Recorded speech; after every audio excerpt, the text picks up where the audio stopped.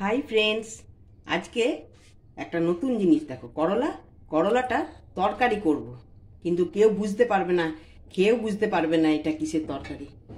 দেখো এইটা, এই মুখটা এইভাবে কেটে নেব, এটা দিয়ে এটা ছুলে নেব, এমনি করে পুরোটাই ছুলে নেব। এটা ছুলে নিয়ে নুন আর হলুদ জলে এটা আধা ঘন্টা মতন ভিজতে দেবো, যাতে তিতোটা এর চলে যায়। এইভাবে আমি সবগুলো কেটে নিই। দেখো করলার বীজগুলোকেও ছাড়িয়ে দিয়েছি। দেখো, দেখে বুঝতে পারছো এটা করলা? বোঝা যাবে না। দেখো, নুন দিলাম, একটুখানি হলুদ দিয়ে এই করলাগুলো সব ভিজিয়ে দেবো। ভিজিয়ে আধা ঘন্টার মতো এটা রেখে দেবো, যাতে তিতোটা সব চলে যায়। এটা এখন থাক।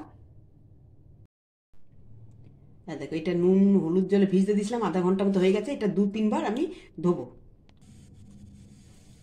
একটু জিরে ফোড়ন দিলাম। এবারে একটু করলাটা চিপে বের করে দিলাম, জলটা পুরো। এইটা এবার একটু ভেজে নেব। একটু নুন দিয়ে দিচ্ছি এটাতে, একটু হলুদ দিয়ে দেবো এটাতে একটু। এবার এটা একটু ভাজবো, ভেজে নিই ভালো করে এটা। দেখো ভাজা হয়ে গেছে। এবার এটা আমি তুলে নেব। এবারে একটু পেঁয়াজগুলো ভাজবো। পেঁয়াজগুলো কিন্তু বেশি লাল করব না, দেখাচ্ছি তোমাদেরকে। এইটা তরকারিটা খেতে খুব ভালো লাগবে। যারা খায় না করলা, তারাও বুঝতেই পারবে না এটা কিসের তরকারি হচ্ছে। একটু হালকা এটা ভেজে নিই। দেখো ভাজা হয়ে গেছে। এবারে এটাতে আছে পেঁয়াজ, আছে রসুন, আছে আদা আছে। পেঁয়াজ কিন্তু একটুই বেটেছি, বেশি বাটিনি, কারণ ভাজাটা বেশি অংশ আছে। আর একটুখানি আদা রসুন, ব্যাস, আর কিছু নেই। এর মধ্যে আমি নুন হলুদ আর ধনে জিরে দেব। ধনে জিরে গুঁড়ো দিলাম, একটু হলুদ দিয়ে দিলাম, একটু নুন দিয়ে দিলাম, আর একটু লঙ্কার গুঁড়ো।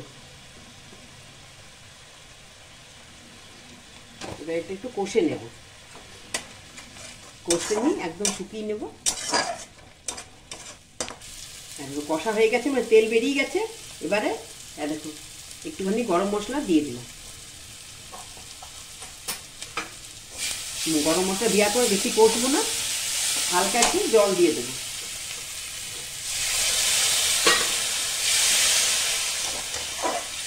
এবারে এই ভাজা করলাগুলো দিয়ে দেবো।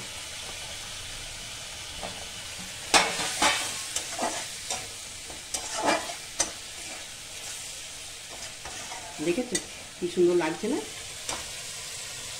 অনেকে মনে করে আলু দেবো, সেটা আলুও দিতে পারো। আমি আলুটা দিলাম না, আমি একা খাবো তো, ওই জন্য আলু দিলাম না, অনেকটা হয়ে যাবে। এটা একটু হোক। দেখো এটা হয়ে গেছে। এবার এটা অফ করে দেব। দেখো এইভাবে করবে, আর করার পরে আমাকে কমেন্ট করে জানিও, লাইক করে দিও, সাবস্ক্রাইব করে দিও।